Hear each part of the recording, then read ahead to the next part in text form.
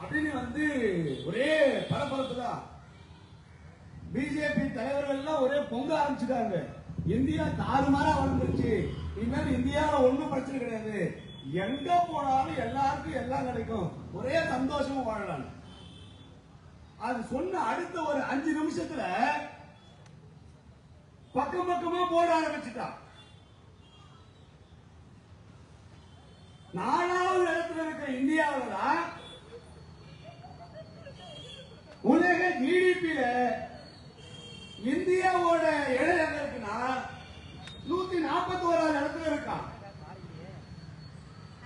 உலக வறுமை பட்டியல்ல பட்டினி குறியீட்டுல 127 நாடுகள்ல 105வது இடத்துல இருக்கான். உலகத்தில் சோறு இல்லாம வாழக்கூடிய மக்கள் அதிகமா இருக்கிற நாடு எதுன்னு சொன்னா முதல் நாடு இந்தியா. இந்தியாவில் 300 மில்லியன் மக்கள், 300 மில்லியன் மக்கள் ஒரு வேளை சாப்பிட்டா ஒரு வேளை சாப்பிட முடியல. 300 மில்லியன் எவ்வளவு நினைக்கிறீங்க? 30 கோடி மக்கள். இந்தியாவோட மக்கள் தொகை 140 கோடி. 140 கோடி பேர், 30 கோடி பேருக்கு குன்ன சோறு கிடையாது. 4 பேர்ல ஒரு ஆளு சாப்பிடாம இருக்கிறான். ஆனா இந்தியா வளர்ந்துருச்சு, பொருளாதாரத்துல வளர்ந்துருச்சு, ஜப்பான பெண்ணுக்கு தள்ளிருச்சு. இன்னொன்னு சொல்றான், இந்தியாவில் மில்லியனர்கள் 200 பேர் ஆயிட்டாங்க.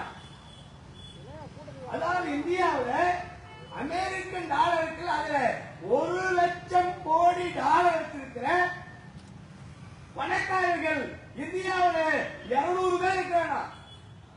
200 பெரிய பணக்காரர் இருக்கிறார். அவங்கிட்ட இருக்கிற சொத்து மதிப்பு இந்தியாவோட சொத்துல 41% இருக்கா.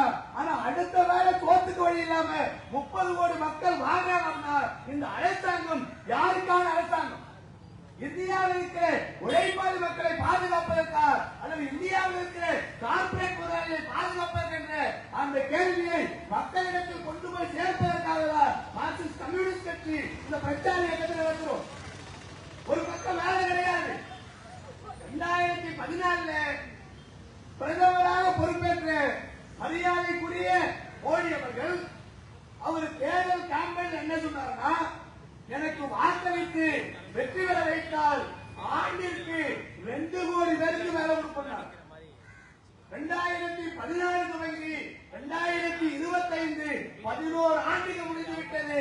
11 ஆண்டுகளில் 22 கோடி பேருக்கு வேலை கொடுப்பதற்கு மாறாக இந்தியாவில் உள்ளது போச்சுடா நல்லக்கண்ணான்ற மாதிரி இருந்த வேலையும் போய் 26 கோடி பேர் வாழ வழி இல்லாம நடுத்தருவுக்கு போயிட்டானா.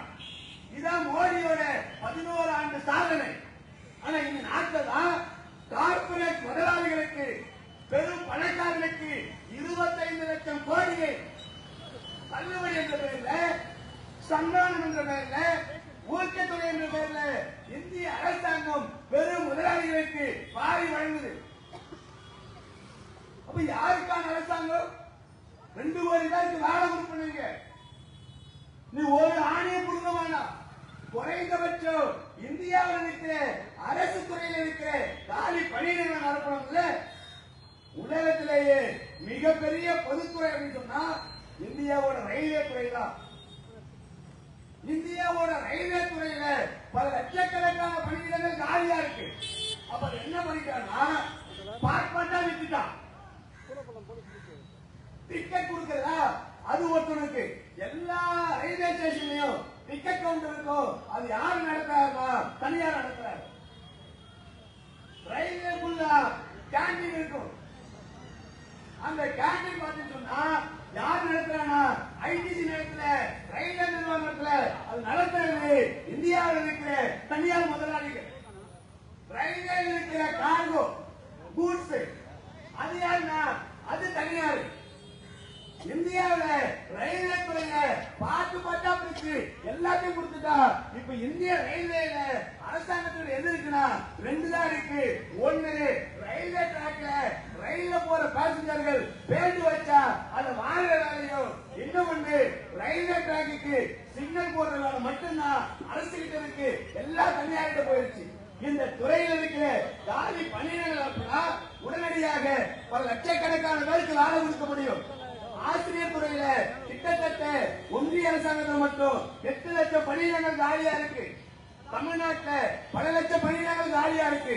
அப்ப இந்த பணியிடங்களை நிரப்பல, வேலை வாய்ப்பை உருவாக்கல, வருமானத்தை உருவாக்குறது மாறாக இந்திய நாட்டில் இருக்கிற கார்பரேட் முதலாளிகளுக்கு சேவை செய்யக்கூடிய வேலையை ஒரு பக்கம் செஞ்சுக்கிட்டு இன்னொரு பக்கம் வகுப்பு வெறுப்பு அரசியலை நடத்தி கொண்டு அரசியல் ஆராய்ச்சிக்காக இன்னைக்கு பிஜேபி அரசாங்கம் முயலுகிறார்கள். அதை மக்கள் மத்தியில் கொண்டு போய் சேர்ப்பதற்காக தான் இந்த சந்திப்பு இயக்கத்தை மார்க்சிஸ்ட் கம்யூனிஸ்ட் கட்சி நடத்துறோம்.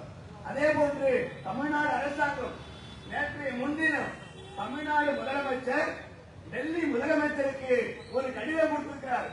என்ன கடிதம்னா, டெல்லியில் வாழக்கூடிய தமிழக மக்கள் மதராசில் சொல்லக்கூடிய அந்த குடியிருப்பு பகுதியில் ஒரு 500க்கும் மேற்பட்ட வீடுகளை டெல்லி அரசாங்கம் இடித்து தரைமட்டமாக்கிவிட்டது.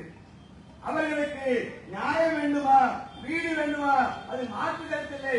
நிச்சயமாக அவர்கள் பாதுகாக்கப்பட வேண்டும். அவர்கள் அதே இடத்தில் குடியிருப்பதற்கான அனைத்து நடவடிக்கை எடுக்க வேண்டும். அதில் எந்த மாற்றுப்பட்ட கருத்தும் கிடையாது. அதற்கு கடிதம் எழுதக்கூடிய மரியாதைக்குரிய தமிழ்நாடு முதலமைச்சர் அவர்கள் தமிழ்நாட்டில் சென்னை நகரத்தில் பல்லாயிரக்கணக்கான குடியிருப்புகள் இடித்து தரைமட்டமாக்கப்படுது. அடையாற்றின் ஓரமாக இருந்த அனகாபுத்தூர்ல தாய் மூகாம்பிகை நகர், ஸ்டாலின் நகர், சாந்தி நகர், எம்ஜிஆர் நகர் பல நகர்களில் ஏராளமான வீடுகள் சமீபத்தில் எடுக்கப்பட்டது. அதே போல கூடைப்பள்ளத்தில், அதே போன்று சென்னை நகரத்தில் ஏராளமான இடங்கள்ல ஐயா தமிழக முதலமைச்சர் அவர்கள் டெல்லிக்கு ஒரு நியாயம், தமிழ்நாட்டுக்கு ஒரு நியாயமா இருக்க முடியாதுல்ல. அடையாற்றின் ஓரமாக ராஜா கிராண்டிற்கு பட்டா கொடுக்க முடிகிறது, வேளாங்கண்ணி கல்லூரிக்கு பட்டா கொடுக்க முடிகிறது, மருத்துவமனைக்கு பட்டா கொடுக்க முடிகிறது, ராமாபுரம் ஏரியில் இருக்கிற SRM டென்டல் கல்லூரிக்கு பட்டா கொடுக்க முடிகிறது, கடம்பேரி ஏரிக்குள் இருக்கிற தனியார் நிறுவனங்களுக்கு பட்டா கொடுக்க முடிகிறது, காட்டாங்குளத்தில் ஏரியில் இருக்கிற SRM டீம்டு யூனிவர்சிட்டிக்கு பட்டா கொடுக்க முடிகிறது. ஆனால் அடையாற்றிற்கு எந்த சம்பந்தம் இல்லாமல் ஒரு கரை ஓரத்தில் இருக்கிற சாதாரண தலைகாய்ந்த மக்களின் குடும்பங்களை இடிப்பழிப்பது எப்படி ஏற்றுக்கொள்ள முடியும்? எனவே தமிழ்நாடு அரசாங்கம் இந்த போக்கை உடனடியாக கைவிட வேண்டும். அதே போன்று சொத்து வரி உயர்வு, மின்கட்டண உயர்வு, இதை வாபஸ் வாங்க வேண்டும். இந்த கோரிக்கைகளை முன்வைத்துதான் இந்த பிரச்சார இயக்கத்தை மார்க்சிஸ்ட் கம்யூனிஸ்ட் கட்சி நடத்த இருக்கிறோம். இந்த பகுதியில் இருக்கிற பெரியோர்களும் தாய்மார்களும் உழைப்பாளி மக்களும் ஆதரவளிக்க வேண்டும். பாட்டாளி வர்க்கத்தின் தலைமையில் ஒரு மாற்று அரசாங்கத்தை கட்டமைக்கக்கூடிய ஒரு மாற்று சக்தியாக, ஒரு மாற்று இயக்கமாக இன்றைக்கு தமிழ்நாட்டில் உருவாக வேண்டிய தேவை இருக்கு. அத்தகைய பணியை செய்யக்கூடிய பணியைதான் மார்க்சிஸ்ட் கம்யூனிஸ்ட் கட்சி செய்கிறது. அந்த அடிப்படையில் இங்கே என்னுடைய மாநில செயலாளர் இருக்கிறார். அவர் உங்களிடத்தில் உரையாற்றிவிட்டு பத்திரிகையாளரை சந்தித்த பிறகு இங்கு இருக்கக்கூடிய வீதிகளில் எல்லாம் இந்த துண்டறிக்கை கொண்டு போய் சேர்க்க இருக்கிறோம். இதற்கு நீங்கள் ஆதரவளிக்க வேண்டும் என்று கேட்டுக்கொண்டு வாய்ப்புக்கு நன்றி கூறி விடைபெறுகிறேன். நன்றி.